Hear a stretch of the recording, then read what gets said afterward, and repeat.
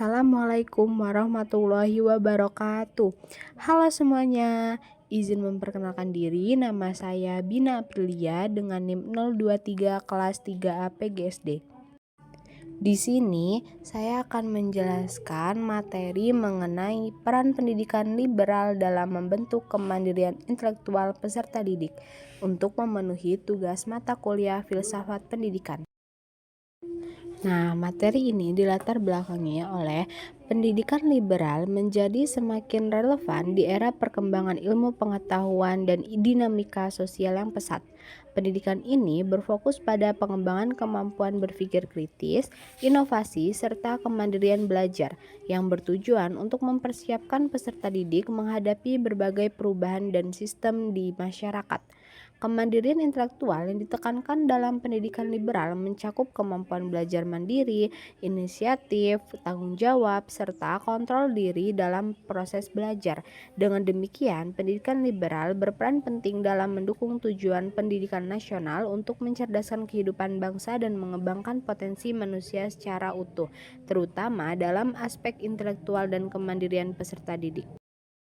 Nah, rumusan masalahnya, yang pertama ada apa pengertian pendidikan liberal, yang kedua apa yang dimaksud dengan kemandirian intelektual peserta didik, dan bagaimana peran pendidikan liberal dalam membentuk kemandirian intelektual peserta didik.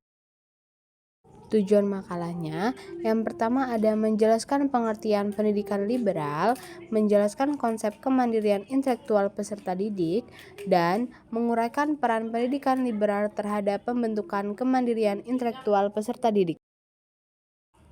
Materi yang pertama ada apa itu pendidikan liberal. Jadi teman-teman, pendidikan liberal merupakan pendekatan yang menekankan pengembangan kebebasan individu dalam berpikir dan belajar dengan tujuan membentuk peserta didik menjadi pribadi yang mandiri secara intelektual, berpikir kritis, dan bebas dari indoktrinasi. Berlandaskan pada prinsip kebebasan dalam pembelajaran dan nilai-nilai liberalisme. Pendidikan ini memberikan ruang bagi peserta didik untuk mengembangkan potensi secara holistik.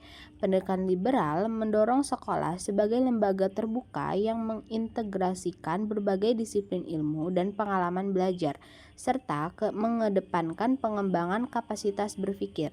Hasilnya, peserta didik mampu membebaskan diri dari batasan-batasan kekinian dan bias pengetahuan, menciptakan otonomi personal dan kebebasan berpikir yang bertanggung jawab dengan fokus tidak hanya pada transfer pengetahuan, tetapi juga pada pembangunan kemampuan reflektif dan dialog kritis.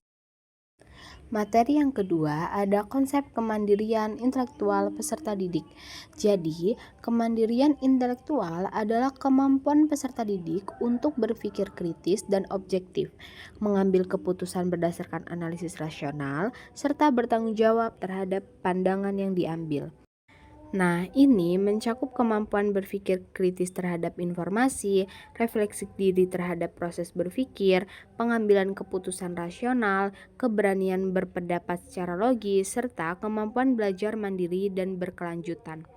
Konsep ini sejalan dengan pendekatan merdeka belajar yang mendorong peserta didik aktif menemukan konsep melalui eksplorasi mandiri, kreativitas, dan pemecahan masalah.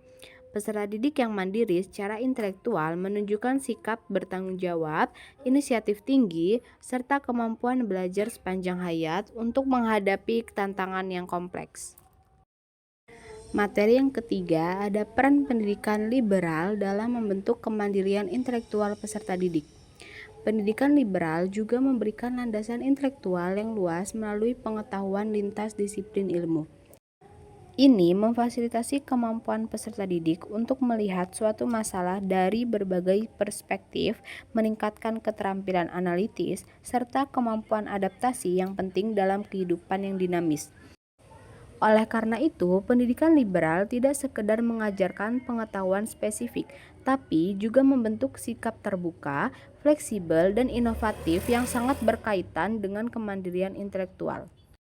Pendidikan liberal secara khusus memberi kesempatan kepada peserta didik untuk mengembangkan karakter serta kebebasan berpikir yang kritis, yang menjadi fondasi utama dari kemandirian intelektual. Mereka tidak hanya menerima pengetahuan secara pasif, tetapi juga diajak aktif dalam diskusi, refleksi, dan membentuk ide-ide secara mandiri.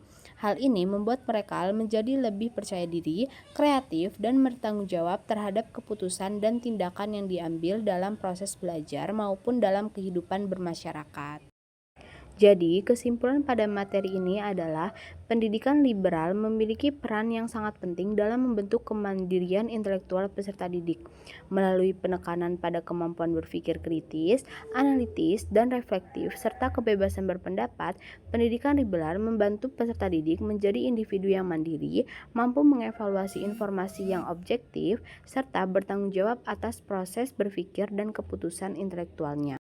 Pendidikan liberal juga memberi pengalaman belajar yang luas dan mendalam melalui integrasi berbagai disiplin ilmu, sehingga peserta didik siap menghadapi dinamika kehidupan modern dan menjadi pembelajaran sepanjang hayat.